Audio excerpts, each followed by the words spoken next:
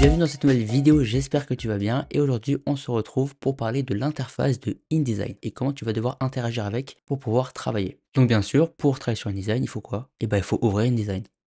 Donc tu ouvres ton InDesign. Faut attendre un peu, hein, tu arrives sur cette fenêtre. En haut à gauche, tu as nouveau fichier. Nouveau fichier, tu cliques dessus ou alors tu as le raccourci clavier qui est commande N ou CTRL N sur Windows. Tu cliques dessus et là la fenêtre nouveau document apparaît. Sur cette fenêtre, tu auras beaucoup de réglages, mais il est très important de bien commencer par configurer cette fenêtre pour ensuite commencer de travailler. Après, par la suite, si tu as oublié de faire quelques réglages, tu peux les faire une fois ton plan de travail fait. Donc tu vas arriver sur cette fenêtre. En haut, tu as les impressions, tu as le web et tu as le mobile. C'est des formats qui sont déjà prédéfinis pour toi. Donc tu as le A4 par exemple. Si on fait ça, tu as le A5, A3, etc. qui sont l'impression, donc sur le papier, qui est destiné à l'imprimeur. Et tu as le web, par exemple les miniatures de vidéos YouTube, je le fais avec le web et je configure le pixel que je veux. Donc là, comme tu as vu, le web c'est automatiquement mis en pixels et l'impression en millimètres ou en centimètres. Quand tu cliques sur unité, tu peux changer ton unité en centimètres ou en millimètres, c'est comme tu veux. Si tu préfères travailler en centimètres, tu fais en centimètres. Et si tu préfères travailler en millimètres, tu fais en millimètres. À droite, tu as plein de réglages. Voilà, oh là là, ça a l'air très compliqué, mais pas de panique, on va voir chaque point un à un et tu verras, c'est très simple. En haut, tu as les largeurs et les hauteurs. Comme c'est écrit, ça va te dire la taille de ton document. Si c'est du A4, ça sera du 21-29,7 cm. Là, tu as l'unité, on l'a vu tout à l'heure, où tu peux changer le centimètre ou en millimètres, 21-29,7 cm. Et là, tu as l'orientation. Si tu veux travailler en portrait ou si tu veux travailler en paysage. Le portrait, c'est regarde, portrait vertical, un paysage, c'est horizontal. C'est un mémo technique que je me fais. Oui, c'est peut-être nul, mais au moins ça m'aide. Si tu as d'autres mémo techniques, bien sûr, tu peux les mettre en commentaire et à nous les partager. Tu as le nombre de pages. Si tu veux faire un livret, on va dire, à 5 pages, tu mets 5 pages. Si tu veux faire 4 pages, tu fais 4 pages. Là, on va rester sur une page pour l'exemple. Les pages en vis-à-vis, ça on le verra plus tard, mais c'est si tu veux, par exemple, si tu fais un livre, tes pages seront comme ça. Elles seront en vis-à-vis. Et si tu veux pas, et ben elles seront comme ça. Bon, ça, on verra après. Très schématique pour l'instant. Les colonnes et les gouttières, c'est si tu veux organiser ton plan de travail en mettant des colonnes pour de la mise en page. Là, tu as les marges. Les marges, c'est ce qu'il y a à l'intérieur du document. Je te conseille de mettre soit par défaut ou alors tu mets 5 mm. En tout cas, ça va dépendre encore de ton travail. Si tu fais une mise en page simple, une affiche, tu mets tout pareil, sauf si la demande est autre. Et si tu fais un livret, tu auras le nombre d'heures. Donc ça, c'est un autre délire. Ça, je pense qu'on verra sur une autre vidéo. Mais c'est très important à savoir. Les marges, c'est ce qu'il y a à l'intérieur et ça va te permettre de pas dépasser. Ce qui va te permettre à ce que le texte ou les images ne collent pas trop à la bordure de la feuille. Donc là, puisqu'on on est en impression ou du web, parce que esthétiquement, c'est pas très joli. Et les fonds perdus, ça c'est très important. Les fonds perdus, c'est si par la suite ça va être imprimé, ça sera un petit surplus d'images, un petit surplus de documents, qui lorsque l'imprimeur va couper en fait ton document au massicot, tu n'auras pas un petit trait blanc ou un liseré blanc, on appelle ça,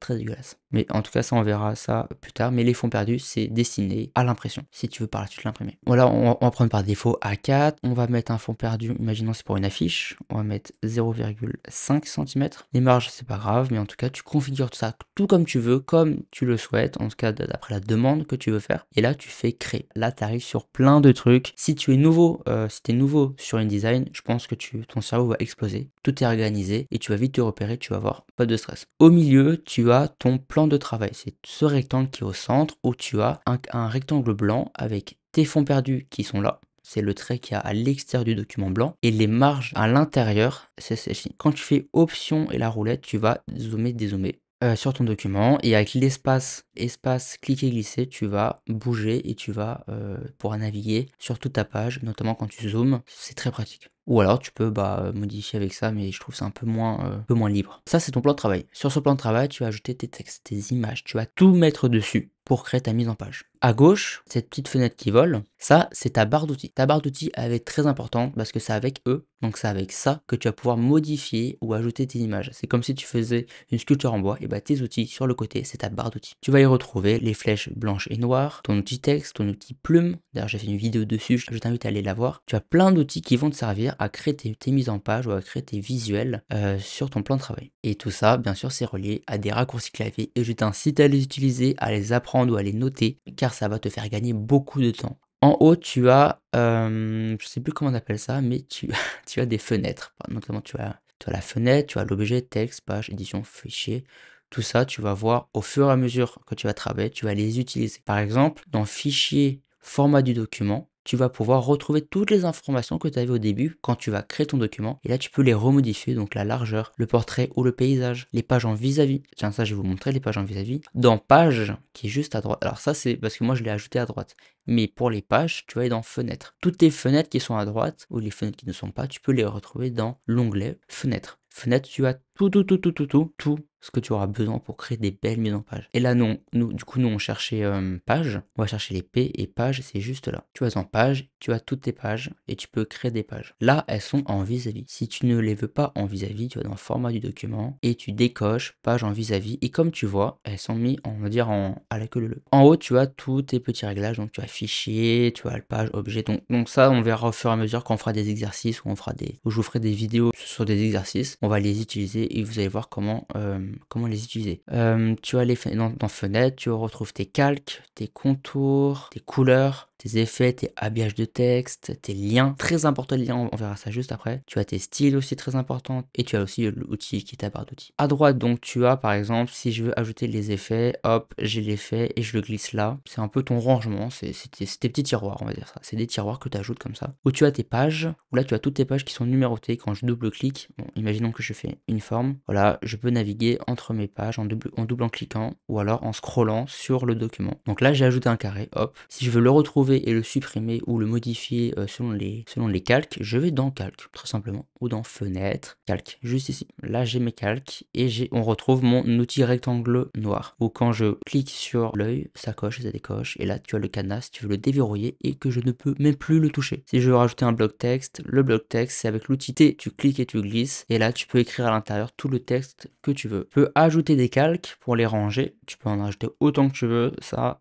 c'est toujours impressionnant. Et tu peux bien sûr ranger tes formes. Par exemple, tu as là dans le calque 2, quand tu cliques sur la flèche, dans le calque 2, tu as l'outil rectangle que tu peux hop déplacer et le mettre dans le calque 1. Ce qui fait que quand je décoche le calque 1, et bah ça le cache. En tout cas, c'est un moyen de rangement, mais ça on le verra aussi plus tard. Je vous montre, comme ça vous voyez un peu ce qu'il y a dans l'interface d'InDesign.